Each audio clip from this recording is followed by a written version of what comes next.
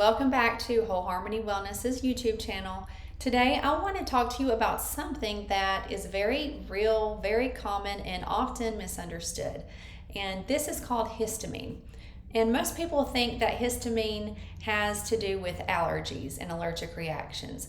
But histamine is so much more than that, and an overload can actually show up as anxiety, digestive problems, hormone issues, migraines, skin reactions, nervous system dysfunction symptoms, and for many people, it has been hiding in plain sight.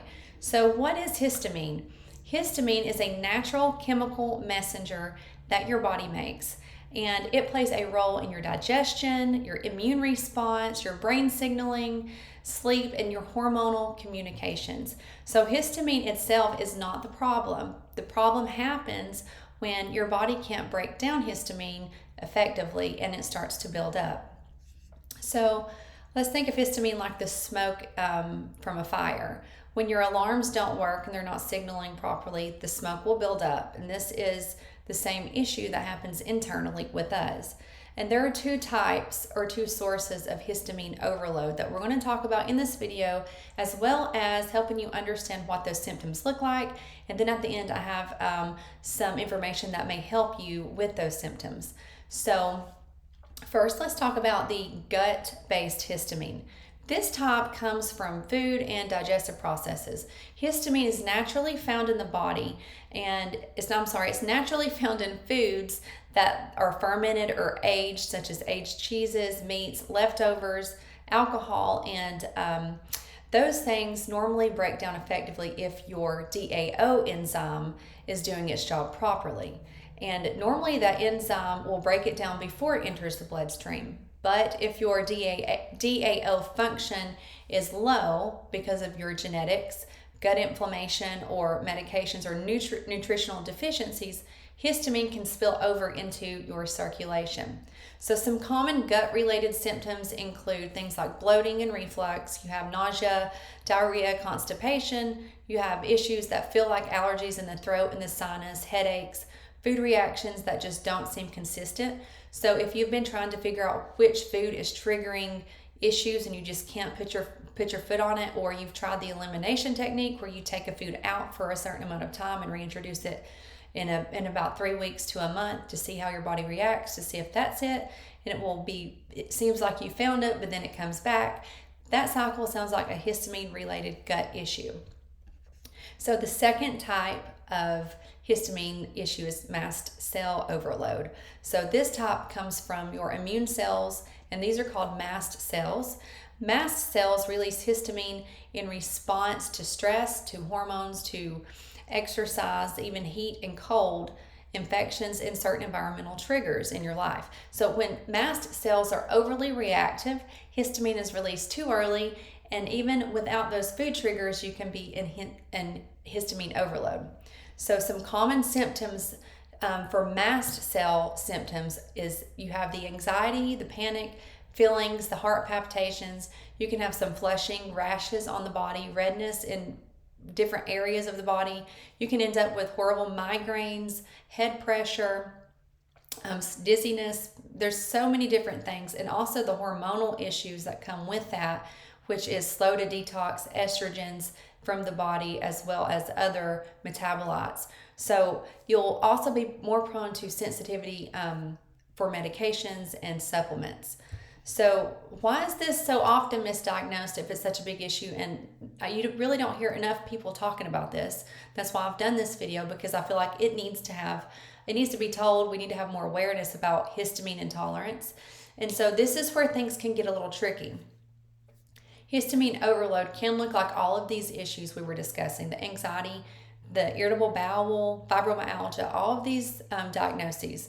So people are treated for those individual symptoms, but the root cause is never fully addressed. And this is because histamine isn't properly tested. Histamine is very difficult to test directly because it rises and falls quickly. So blood and urine tests are often unreliable. Frequently they'll come back as a normal result. So many people are told your labs look fine, even though their symptoms are very real and they're raging, right? So how many people have heard that? Your labs look great, but you feel horrible. Let's look at how our body feels and then think about the labs and compare both when we're having lab work done. But anyways, we'll get back on track. The genetic testing really helps to get to the root cause. So, and this is where genetic testing changes the whole conversation about root cause issues. So instead of trying to catch histamine at the right moment, which is very difficult, genetics shows us how your body is designed to process histamine. We look at genes involved in that DAO production in the gut. We look at how the histamine is broken down in the brain and the mast cells in the body, and also methylation, cellular methylation, the key biochemical process that runs all of your body pretty much. If it's not working efficiently, you're going to end up in histamine. You can end up with histamine issues as well as looking at your detox pathways, how those things are working. So if all of these pathways aren't functioning efficiently, histamine can build up even with a clean diet and healthy lifestyle. So why this support needs to be personalized is because a one-size-fits-all approach just doesn't work with everybody. Some people do need gut healing support with that DAO enzyme if they have the gut-related histamine, and others may need mast cell stabilization.